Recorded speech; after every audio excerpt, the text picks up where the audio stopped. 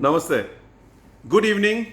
I think all of you are doing very well, and we are in the process of learning. हमारी learning, हमारी शिक्षा, हमारी upgradation of our knowledge is continuing. And today I have come to you with one more video to upgrade our knowledge for one more very important product जिससे हमारी पूरी summer की रोटी रोजी चलती है. That's how I would like to say. Yeah. मैं product के नाम तो अभी नहीं बताऊंगा बिकॉज आज की जो वीडियो है वो हम शुरू करेंगे एक छोटा सा एक सिचुएशन से. एज यू नो, शोरूम में इवनिंग के टाइम, समर के टाइम में एक कस्टमर आता है और बोलता है कि हम उनको ग्रीट करते हैं, ट्रीट करते हैं, नमस्ते बोलते हैं, और कस्टमर बोलता है बहुत गर्मी है, एक प्रोडक्ट दिला दो, एक एसी दिला दो, I have come to see an AC, बस उतना ही बोलता है. And he expects that the AC that we are offering him will be the best, obviously at a fantastic price and good offers, so that he gets a complete value for money. अब सवाल ये आता है कि जब हम AC की बात करते हैं, so now first of all AC is the product for today and very important product. But AC की जहाँ तक सवाल है, AC is a little दूसरी प्रोडक्ट जो हम डील करते हैं हमारे शोरूम में उससे थोड़ा अलग टाइप का है. It's a 100% engineering product and काफ़ी टेक्नोलॉजी इन्वॉल्व होते हैं इसमें. It's a mechanical engineering product जिसमें there is a huge technicality involve which is nothing but the refrigeration and air conditioning बोल के जो सब्जेक्ट है उसकी काफ़ी इस्तेमाल हुआ है इस प्रोडक्ट में. बिकॉज पहले हमें जानना चाहिए कि ये AC ये चीज़ क्या है, मतलब ये what is it. First of all what is an AC. AC हम बोलते हैं लेकिन फुल फॉर्म इसकी है air conditioner. In fact air conditioner बहुत सारे टाइप का हो सकता है, बट पहले लेट अस अंडरस्टैंड AC करता क्या है. What is N AC. पहला बात है AC एक्चुअली कूल्स अ रूम.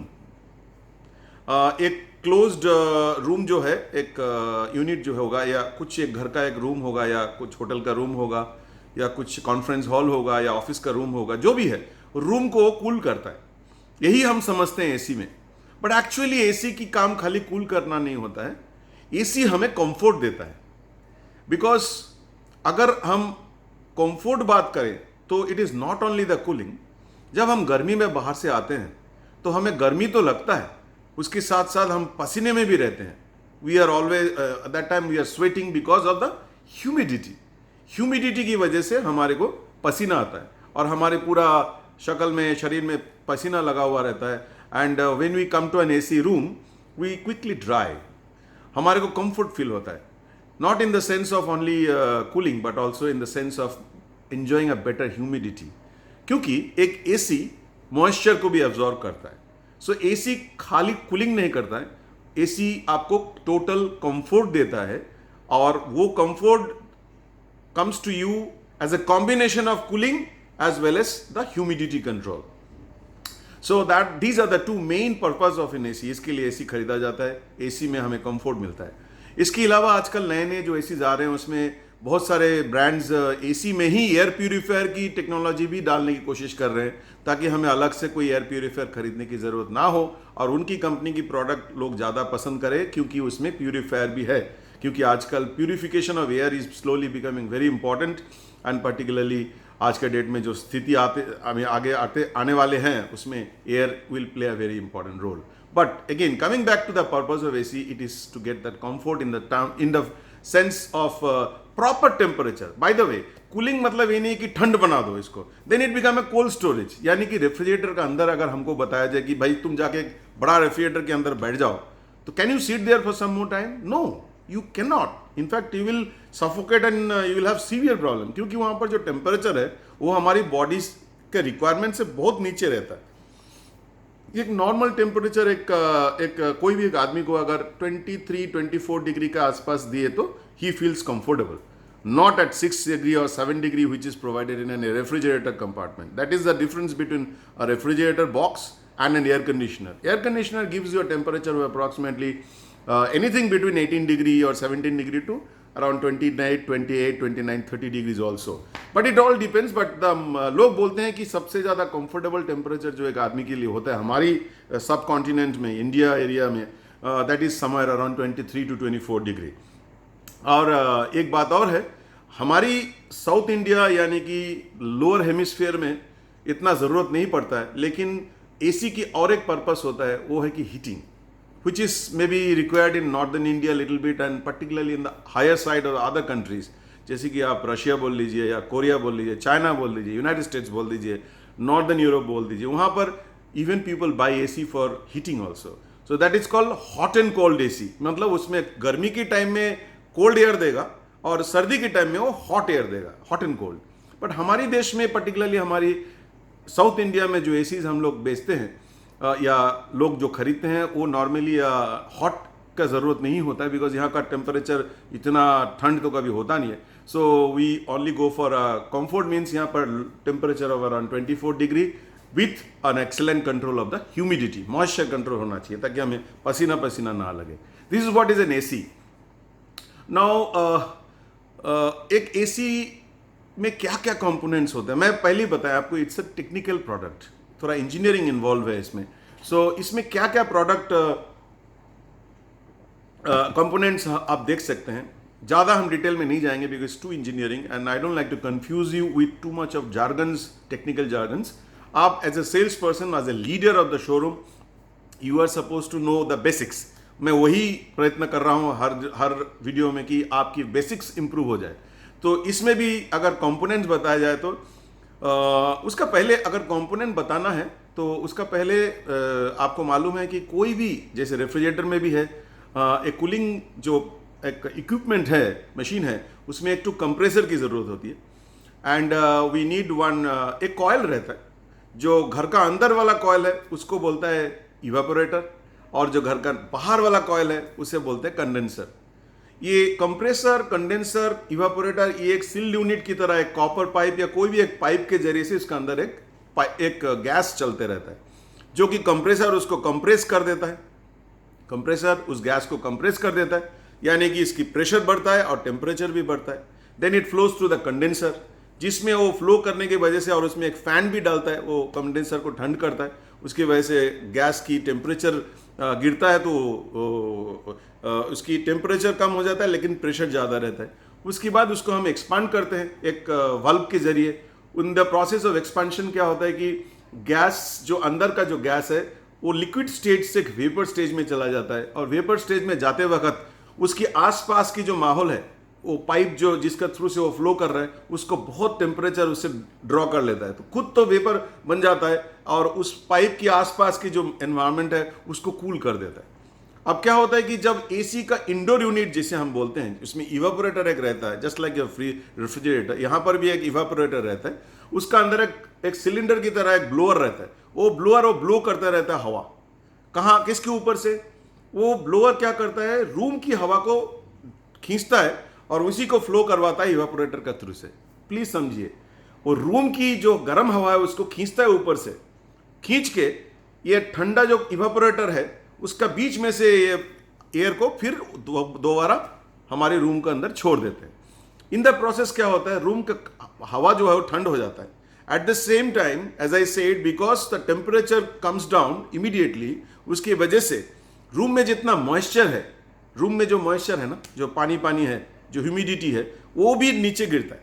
सो क्या होता है, वो रूम की मॉइस्चर कंडेंसेशन होके वो वेपर स्टेट से लिक्विड बन के, एक आप जरूर देखा होगा एक एसी में एक पाइप होता है, आउटलेट पाइप, उसमें से पानी बाहर गिरते रहता है, विच इज़ वेरी इंपॉर्टेंट। अगर वो नहीं लगाया जाता है तो पानी वापस आके घर का अंदर गिर जाएगा।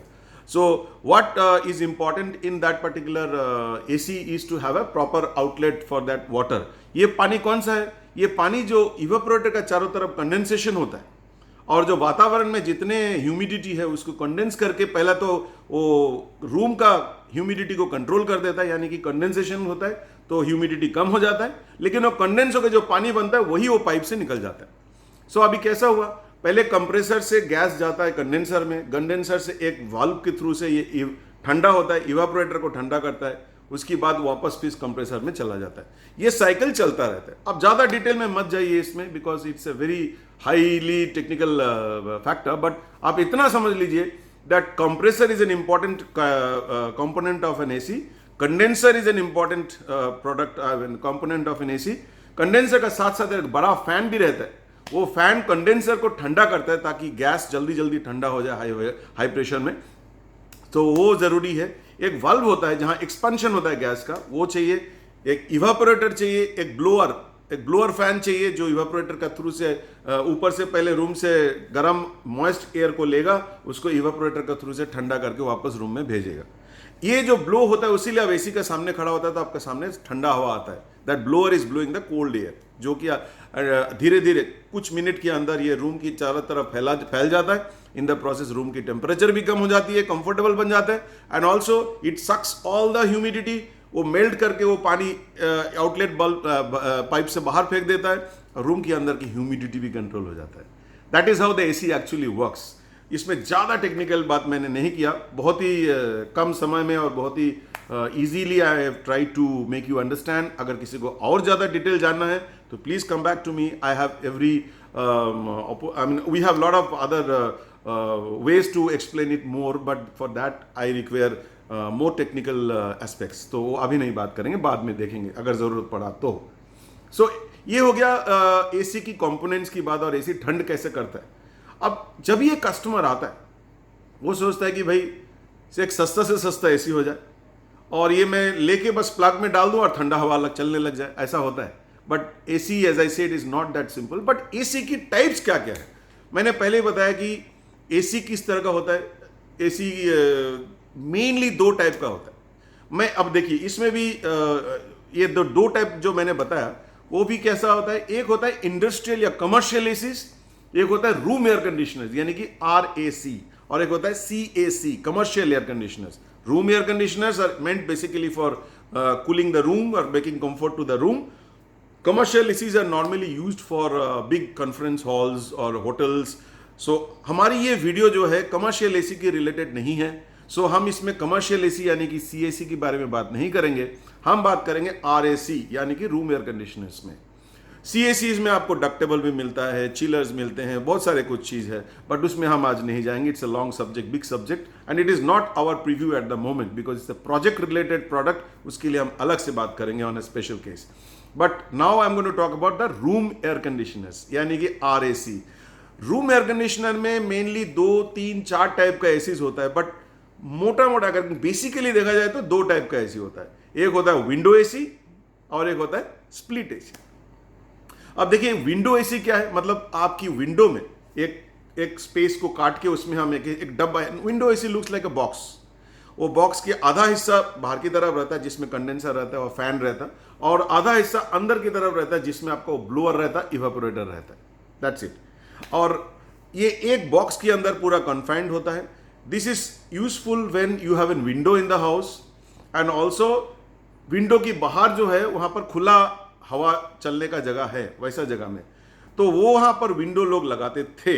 क्यों बोले तो आज के डेट में कन्वीनियंस की तरफ देखा जाए और एफिशिएंसी लेवल की तरफ देखा जाए तो split AC has become the most popular air conditioners in our country और anywhere in the world for that matter. So split ACs, split क्यों? स्प्लिट मतलब डिवाइड करना।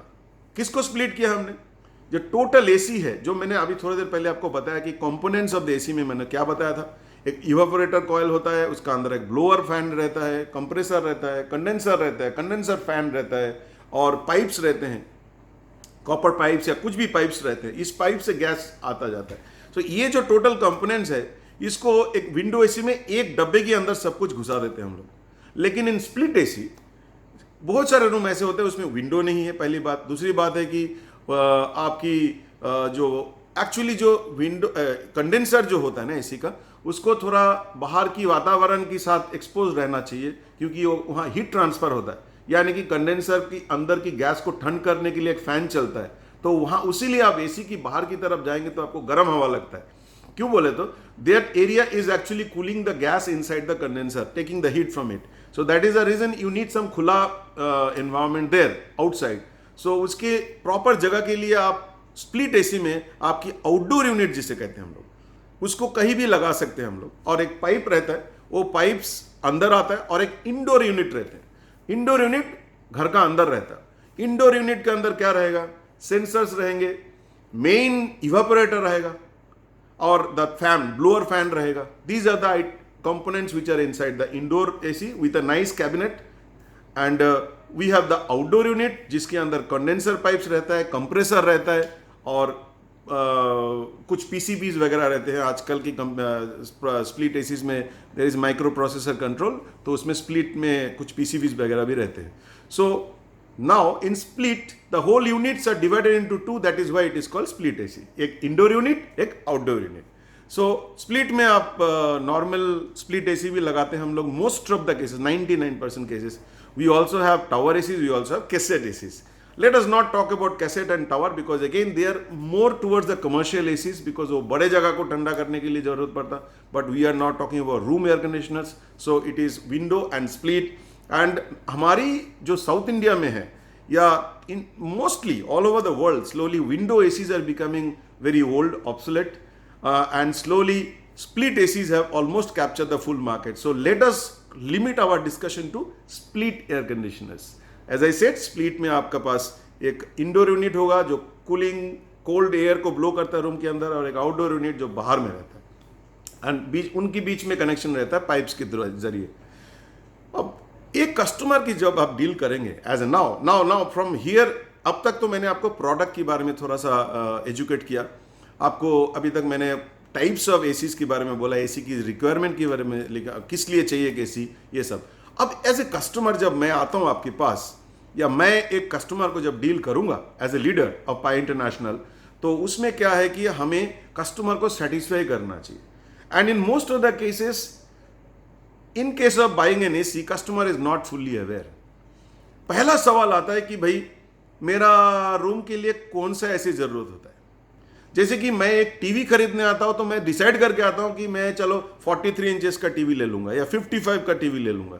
जब एक फ्रिज खरीदने आता हूं तो सोच के आता हूं नहीं यार मैं 250 लीटर का फ्रिज लूंगा, नहीं तो मैं 350 लीटर का फ्रिज लूंगा. जब मैं वॉशिंग मशीन खरीदने आता हूं तो डिसाइड करके आता हूं कि मैं एक सेमी ऑटोमेटिक, नहीं तो फुली ऑटोमेटिक, या 7 किलो नहीं तो 10 किलो या 12 kilo, whatever it is, मैं कस्टमर डिसाइड करके आता है. इन एसी क्या होता है, they come and they depend on us. They expect we, the specialist, we are supposed to give them a proper guidance कि भाई आपकी इस रूम के लिए ये साइज का एसी चाहिए. अब सवाल पहले आता है कि एसी की साइज आप कैसे बोलते हैं. जैसे कि रेफ्रिजरेटर वगैरह में हम बोलते हैं लीटर्स, केजीज, वॉशिंग मशीन में बोलते हैं. For ACs, for air conditioners, we always talk in ton, TON, ton.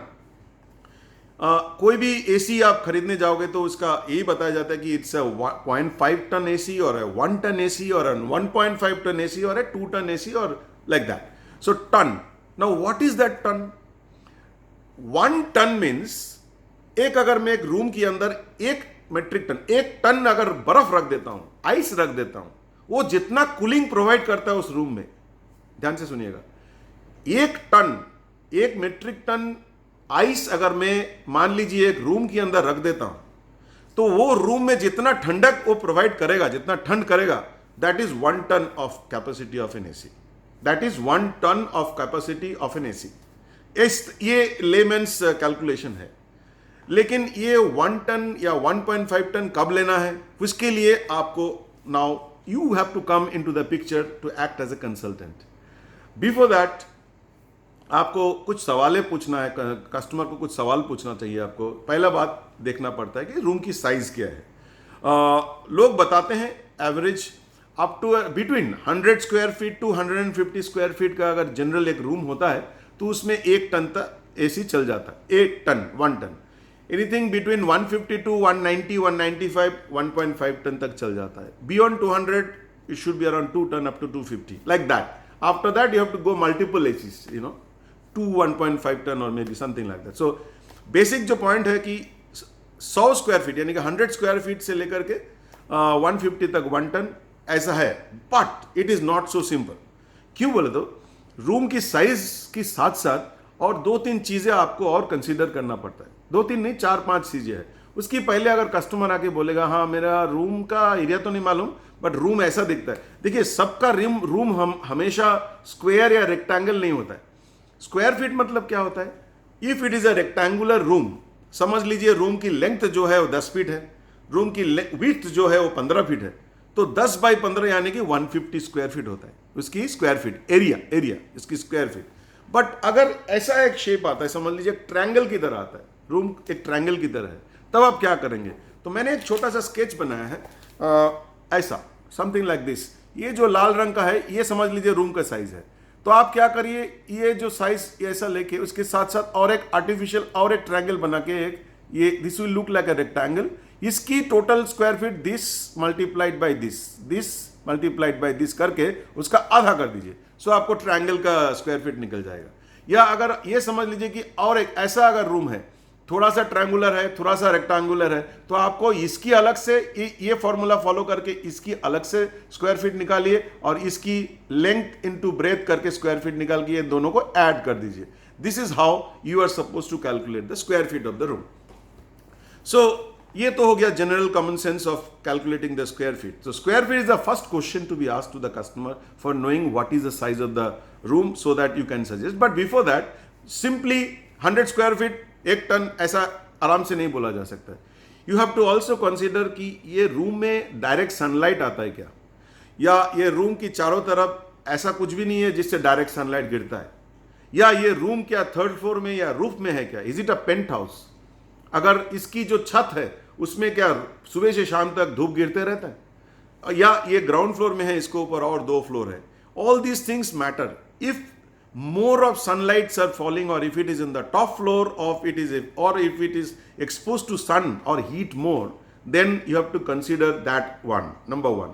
Number 2 is you have to also see basically आपको क्या करना है, इसे कहते हैं कि हीट लोड कैलकुलेशन, हीट का लोड जो होता है। तो मैंने पहले क्या बताया, रूम का साइज, उसके बाद बताया कि रूम अगर ग्राउंड फ्लोर में है उसके ऊपर और 2-3 फ्लोर है तो उसका हीट लोड कम होगा। सेकेंड, उसमें कितने खिड़कियां है और कितना सनलाइट डायरेक्ट गिरता है या गिरता नहीं गिरता वो भी पता करना चाहिए, उससे भी हीट लोड की फर्क पड़ता है। उसके बाद देखना पड़ता है कि उस रूम में एक्सक्यूज मी, उस रूम में फर्नीचर किस तरह का है। If all the furnitures are metallic furnitures, then also heat load increase होता है। Also you have to see how many doors are there in that room and how many times ये खुलते रहता है बंद होते रहता है, या रेगुलरली खुलता नहीं है बंद ही रहता है, समथिंग लाइक अ बेडरूम और something. So then you have to consider that also. But if it is a drawing room जहां पर लोग आते जाते रहते हैं, तो then you have to consider extra heat load for that also. Plus अगर रूम के अंदर बहुत सारे बुक्स पेपर्स बहुत हीट एब्जॉर्ब करता है, तो उसके अगर पेपर्स बहुत ज़्यादा है, बहुत बुक शेल्व्स वगैरह है, तो you have to consider that also as a heat load. और if the room is very long, that also has to be considered. So अगर रूम की साइज हम समझ जाते हैं, उसकी हीट लोड समझ जाते हैं, उस हिसाब से आपको टॉनेज बताना चाहिए। नाउ मैं क्या बोल रहा था कि अगर समझ लीजिए it is a penthouse kind of a situation. हाँ, और एक बात है, अगर रूम की जो रूफ है, कोई रूम हम लोग क्या करते हैं, टेम्पोररी ऊपर में जीआई शीट से बना के एक एस्बेस्टस का या एक जिप्सम का हम लोग फॉल सीलिंग लगा देते हैं, ऊपर में उसकी कंक्रीट रूफ नहीं रहता, जीआई शीट का रहता। उस हालत में भी हीट लोड बढ़ता है। So you have to consider about the roof, you have to consider about the room के size. First of all, is the direct sunlight falling into the room, is lot of metallic furnitures are there, if there is a TV all the time running in the room, that also adds to the heat load, and if there are a lot of bookshelves, or if it is in the doors are regularly closed or it is occasionally opened, or there are too many windows, there are some amount of leakage always, ये सब heat load को add करता है। So all these things need to be considered। अगर मोटा देखा जाए तो जो मैंने अभी जो पैरामीटर्स आपको बताया, अगर वो सब पैरामीटर्स आप कंसीडर करेंगे, सभी में इसकी प्रॉब्लम ज़्यादा है, तो मे बी 120-130 स्क्वायर फीट में भी आपको you may have to give offer 1.5 ton AC. ये all depends on the room size and room की कंडीशन। जो मैंने अभी इतने सारे पॉइंट्स आपको बताया, ये बहुत एक पॉइंट बहुत इंपॉर्टेंट है, नहीं तो क्या होगा, आई विल टेल यू। बहुत सारी चीज, और एक उल्टा भी होता है कभी कभी, कस्टमर आके पहले बोल देता है मेरे को 1.5 टन का एसी चाहिए। उसको क्या लगता है कि मैं ज्यादा टन का एसी लूंगा, क्योंकि टन की मतलब क्या है, आजकल लोग गूगल बहुत आसानी से कर लेते हैं। गूगल में क्या बताता है कि गूगल में वही बताएगा कि 1 ton means if I keep 1 ton of ACs in a room, if the amount of cooling that it gives in that room is equal to 1 ton of an AC capacity. अब मैं बोलता हूं मेरे को 1.5 टन का AC दे दो, room size क्या है 10x10 यानी कि 100 स्क्वायर फीट। अगर आप ओवर साइज का, ओवर कैपेसिटी का एसी भी अगर आप रूम में लगाएंगे तो that is also not good. पूछिए क्यों? क्योंकि कूलिंग तो बहुत जल्दी हो जाएगा, पहली बात बहुत जल्दी चिल्ड हो जाएगा वो रूम, लेकिन रूम के अंदर आपको याद होगा मैंने बताया था कि एसी का एक काम नहीं होता है, एक कूलिंग होता है और एक ह्यूमिडिटी कंट्रोल भी होता है, मॉइस्चर कंट्रोल, तभी जाके टोटल कंफर्ट आता है अंदर में बैठे सो आदमी को। लेकिन जब मैं एक छोटा रूम में एक ज्यादा टनेज का एसी लगा दूंगा, ज्यादा टन का एसी लगा दूंगा, तो कूलिंग बहुत जल्दी हो जाएगा, लेकिन ह्यूमिडिटी कंट्रोल नहीं होगा, तो रूम के अंदर एक डैम्पी स्मेल रह जाएगा और रूम के अंदर हमेशा एक थोड़ा थोड़ा पसीना पसीना रहेगा आपको, because humidity is no more control, but cooling it is chilled, so which is not a comfortable or which is not a desirable circumstances. So you have to consider that oversize of AC is also not good. On the other hand, अगर समझ लीजिए 200 square feet का room है, नहीं नहीं मेरा तो इतना ही बजट है, मेरे को 1 टन दे दो यार, ठंडा हवा आ गया तो बस है, ऐसा भी बहुत सारे लोग कस्टमर बोलेंगे।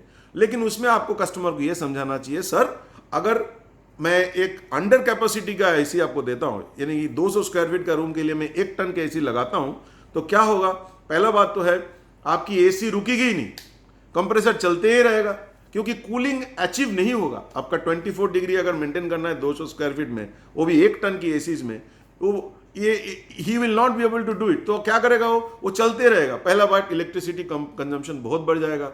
दूसरी बात, इट में affect the overall performance and the life of the component like compressor.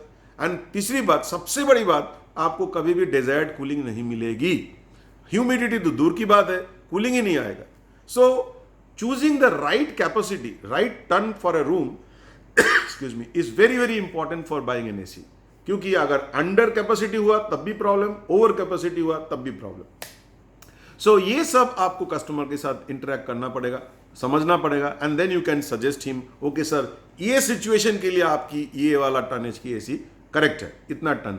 और मैं टन की जहां तक बात मैंने किया है, उसमें और एक पॉइंट आपको हमेशा ध्यान में रखना चाहिए। कोई कस्टमर आएगा बोलेगा मेरे को कूलिंग एफिशिएंसी के बारे में थोड़ा बताओ, वहां पर आपको देखना चाहिए there is a word called BTU। B for British, T for thermal, U for unit, BTU। ये 1 ton is equal to 12,000 BTU। कितना? 1 ton equal to 12,000 BTU। That means अगर if I am buying a 1.5 ton AC, जो कि quite popular है south India में 1.5 ton AC, then ideally the BTU for that AC should be 18,000, 18,000, 18,000, right? 1 ton के लिए 12,000, 12,000, 1.5 ton यानी कि 1.5 ton के लिए 18,000।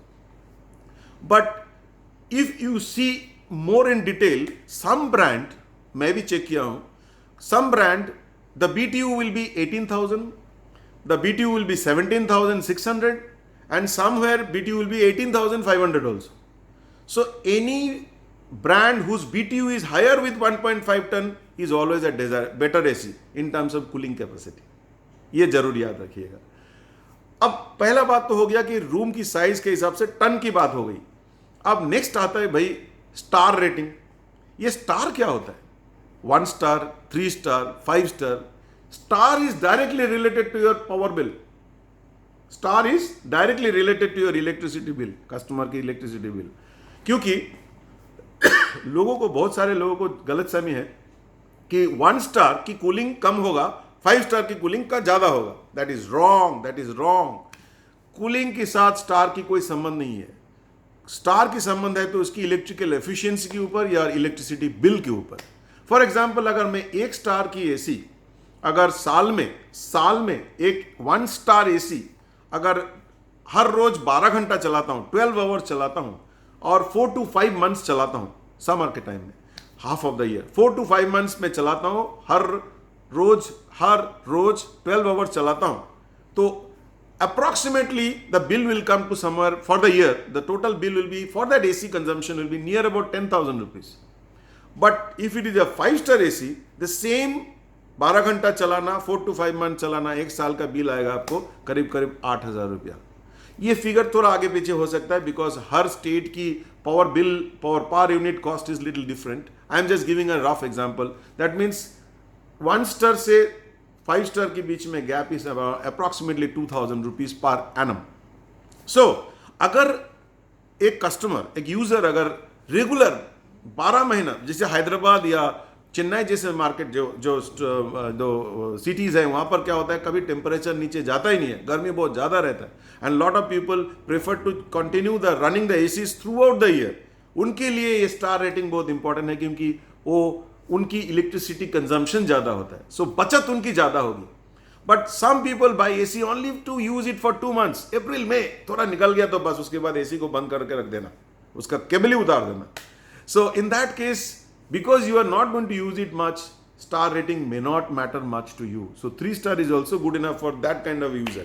So 5 star, wherein the savings is more for power bill, is useful where you are running the AC for maximum number of time throughout the year. If you are not going to use it regularly, then even 3 star is good enough, because the difference, as I told you, थोड़ी देर पहले आपको मैंने बताया.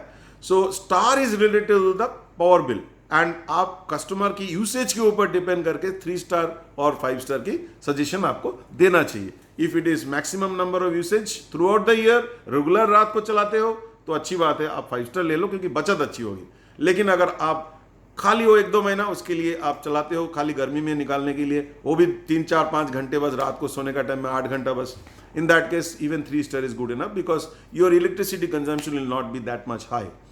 Then comes, भाई ये तो हो गया. अभी एसी का और 2 टाइप का टेक्नोलॉजी है. ये एक प्रोडक्ट है, बहुत इवोल्यूशन हुआ है इसमें, इवॉल्व हुआ है बहुत. नेक्स्ट पॉइंट आता है कि एक पहले हमारे एसीज क्या होता था, एसी में अगर हम टेम्परेचर सेट करते हैं ना, समझ लो 24 डिग्री हमने सेट कर दिया. सो एसी क्या करता है, जैसे एसी का इंडोर यूनिट में एक सेंसर लगा हुआ रहता है, वो थर्मोमीटर की तरह है, वो टेम्परेचर को सेंस करता है. जैसे ही वो सेंस करता है कि 23-24 का बीच में टेम्परेचर आ गया है, तो कंप्रेसर को कट कर देता है, ऑफ कर देता है. तो कंप्रेसर को जैसे ही वो ऑफ कर देता है, तो अपने आप वो टेम्परेचर फिर बढ़ने लग जाता है, क्योंकि कूलिंग बंद हो गया. ब्लोअर चलता है लेकिन कूलिंग नहीं हो रहा. सो थोड़ा देर बाद जैसे ही वो 24 का ऊपर जाता है, फिर कंप्रेसर को वो चालू कर देता है. सो पहले जमाने के एसीज जो थे, उसे कहते थे हम लोग फिक्स्ड स्पीड, यानी कि ऑन एंड ऑफ एसीज. इसमें कंप्रेसर ऑन होता था, ऑफ होता था, ऑन होता था, ऑफ होता था, फिक्स स्पीड. उसकी वजह से कंप्रेसर का जो स्पीड है वो फिक्स्ड रहता था. लेकिन ये जो cut in and cut out, एक बार ऑन ऑफ होने का वजह से वो थर्मोस्टेट के थ्रू से ये सेंस करके टेम्परेचर को मोटा मोटी के कंट्रोल में रखता था. लेकिन आपको मालूम है, अगर आप एक छोटा एग्जांपल, अगर समझ लीजिए आपकी गाड़ी ट्रैफिक सिग्नल में खड़ा है. किसी लोगों को क्या आदत रहता है, ट्रैफिक सिग्नल में जाती गाड़ी स्टार्ट बंद कर देता है, जैसे सिग्नल ग्रीन होता है फिर स्टार्ट करके चालू करता है. वो सोचते हैं कि मैं पेट्रोल बचा लिया. असल में गलत है. जब आप गाड़ी स्टार्ट करते हो तो आपकी पेट्रोल खर्चा थोड़ी देर के लिए और बढ़ जाता है. एक्चुअली अगर आप गाड़ी को वो टाइम में स्टार्ट में रख के न्यूट्रल में रखेंगे तो आपकी एक्चुअली पेट्रोल खर्चा कम होता है. ये similar cases like in ACs also. क्या हुआ, आजकल टेक्नोलॉजी इवॉल्व होते गया, तो ये फिक्स्ड स्पीड यानी कि ऑन एंड ऑफ कंप्रेसर की जगह में अभी आ गया है inverter ACs, inverter compressor. Inverter compressor में क्या होता है, जैसे ऑन एंड ऑफ कंप्रेसर क्या होता था, जैसे टेम्परेचर 24 के आसपास आया, वो कट करके ऑफ हो जाता था, फिर कट बोल के चालू होता था. इन्वर्टर एसी कभी ऑन या ऑफ नहीं होता है, हमेशा ही ऑन रहता है. इन्वर्टर एसी हमेशा ऑन रहता है. लेकिन इन्वर्टर एसी की जो कंप्रेसर होता है हमेशा ऑन रहता है, लेकिन वो उसकी जो चलने का स्पीड है वो ऊपर नीचे जाता है, variable speed depending on the temperature. वो स्लो होता है. अगर टेम्परेचर इसको अभी अटेंड हो गया, 24 में मैं सेट किया, अगर एसी समझो, तो 24 का आसपास आके वो कंप्रेसर की स्पीड कम हो जाएगा. सो उससे क्या होगा, टेम्परेचर थोड़ा बढ़ेगा. जैसे 24 का ऊपर चले गया, फिर कंप्रेसर का स्पीड बढ़ जाएगा, फिर टेम्परेचर नीचे आएगा. This is how it is control. But compressor कभी रुकता नहीं. इन द प्रोसेस, जैसे मैं वो गाड़ी का एग्जांपल दिया आपको, इन द प्रोसेस आपको इसमें आपकी ओवरऑल पावर कंजम्पशन कम होता है.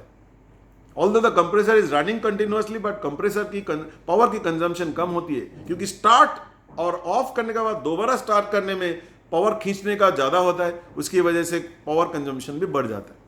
सो एक तरफ तो हमने बोला कि स्टार रेटिंग जो कि इलेक्ट्रिसिटी बिल के साथ संबंध है, और दूसरी बात है अभी टेक्नोलॉजी इन्वॉल्व होके आया है inverter ACs, which saves power, plus because it is new technology which is, मैं ज़्यादा डिटेल में अगेन नहीं जाऊंगा।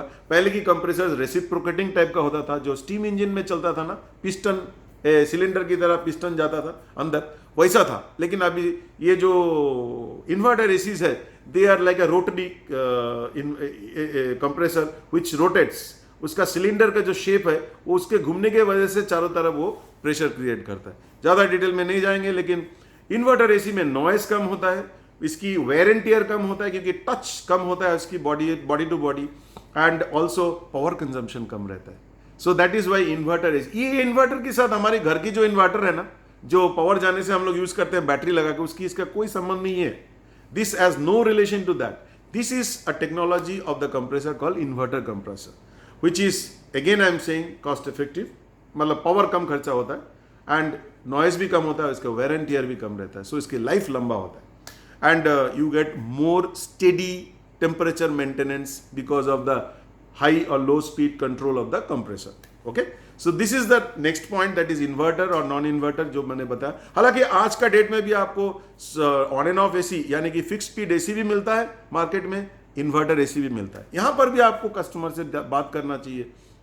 अगर उनकी यूसेज बहुत ज़्यादा नहीं है, बहुत ही कम है, 2-3 महीना के लिए एसी लगाना है, एंड प्लस उनकी बजट कंस्ट्रेंट्स है, because fixed speed ACs are little less price than the inverter ACs. You can also suggest, depending on the situation, depending on the customer's budget, you should not lose the customer. You should propose a fixed speed AC also to some customers, depending on his or her requirement. And as you know that we in Pi have both the types of ACs in different brands. इसके बारे में आपको मैं जानकारी हमारी price list में आपको मिल जाएगी। सो हो गया इन्वर्टर और नॉन इन्वर्टर के बारे में बात। अब टॉनेज के बारे में भी मैंने बात कर लिया, हीट लोड के बारे में।